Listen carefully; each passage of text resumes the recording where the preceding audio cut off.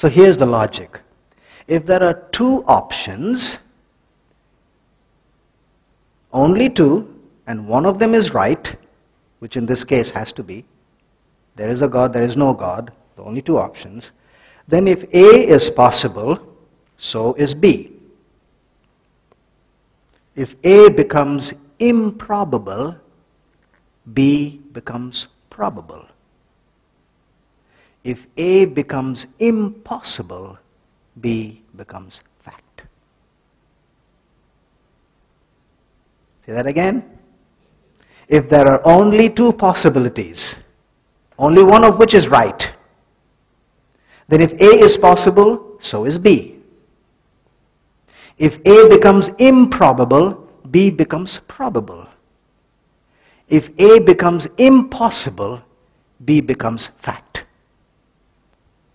I'll give you a real life example. We'll do a math test here. Square root is the square root of a number bigger or smaller than the number? Maths. The square root is always smaller. The square root of 9 is 3. 3 squared is 9. All right? So here's the test. I'm going to throw out a test. Don't answer until I ask you. What is the square root of 25? Don't answer.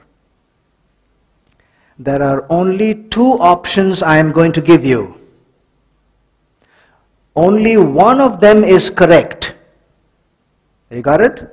I'm asking for what is the square root of 25.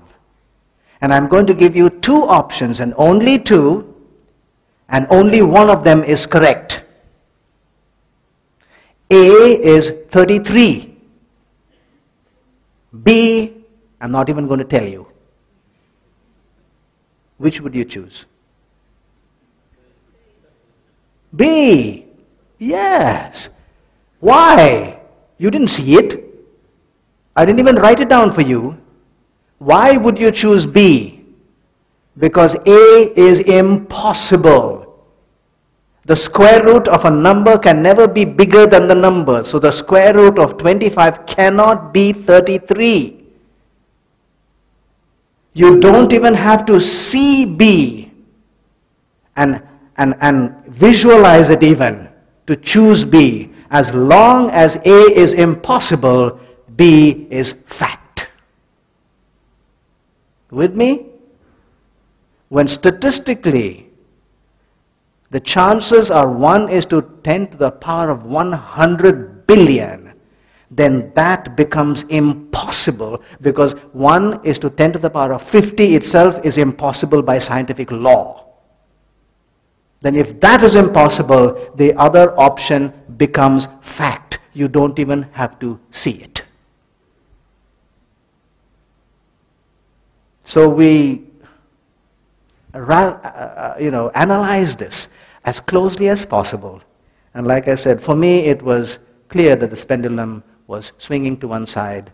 I had no option but to accept there was something beyond our existence that possibly had a tremendous intellect and also tremendous power.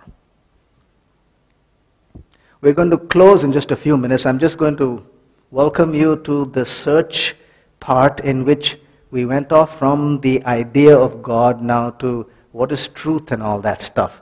I'll just throw out the question that set me off, and here's the question. Is your religion true because you believe it, or do you believe your religion because it's true? When I heard that, I thought it was kind of a party riddle kind of a thing, you know. One slick answer and whew, it's gone. But the more I thought about it, the more it gripped me. And I wrote down some ramifications of those points. If your religion is true because you believe it, we will call it a belief-based. And your religion is, believe your religion because it is true, it is truth or evidence-based. So there are two concepts here. A belief-based, that means I believe it, and so it is. And the other ones, there is some evidence, and therefore I believe it. Is your religion true because you believe it? Is belief-based, and the other one is truth-based. I'm going to just show you just a few ramifications of these 2 points, and we'll close for this evening.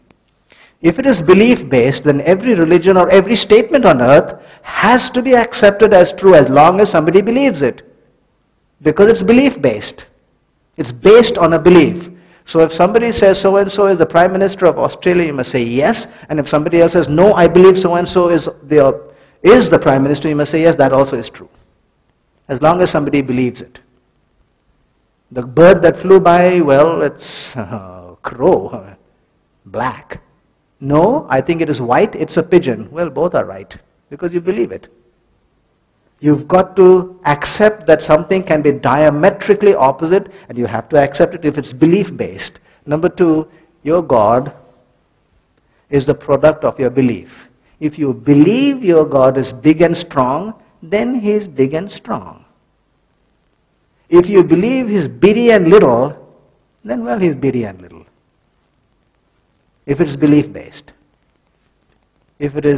And belief is what creates truth.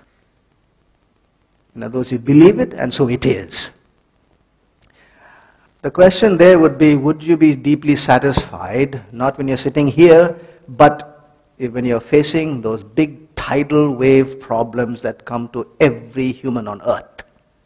When you are faced with those, most of us would like to go to a source that is bigger than ourselves. We go to our parents, we go to a professor, we go to somebody who has a little more knowledge than us. It is not satisfying to go to a source that we ourselves created because of our belief. If it is truth-based or evidence-based, then every religion is not true. There are merits and there are demerits. And you can weigh them out. God has His own attributes. You can look for them, you can search for them. You can't give Him any attributes because of your belief. You got to look for what is there. You got to look for the evidence, and that is what will create belief. It is truth that creates belief. And the big question really is this: what is the basis of saying your religion is true? Those 20 years when I went around talking, 95 to 99% cannot answer that question, nor could I. When I asked the Muslim, what is the basis of your strong belief? Well, the Quran says so. Well, if that's the case, then what about the Hindu who says he is strongly believing in his religion because the Baghavad Gita says so? We have not gone anywhere. You ask the Christian, why do you continue to be a Christian? Well, you believe in Jesus? Yes. Why? He said He's the way and the truth and the life. Oh, yeah? Well, Gautama Buddha said he was super enlightened. Now what? So you see, when we just make a claim, it is difficult. And I tried to answer that question one day at home. Is my religion truth-based or evidence-based or just belief-based? And I went home. Nobody was at home that day. And I wanted to be alone.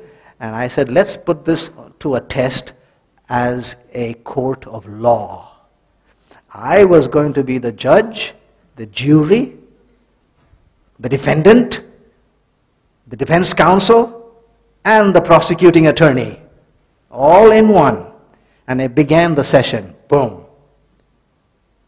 In 10 minutes, the jury and the public was laughing at the defense counsel. And I fell flat on my face. And I said, it won't do. It won't do. I cannot sustain my own arguments, and I went on that 20-year search. We're going to look at the rest of it tomorrow night. So please come back at 7 o'clock or before 7 so we can start at 7. And so for now, good night. We'll see you again.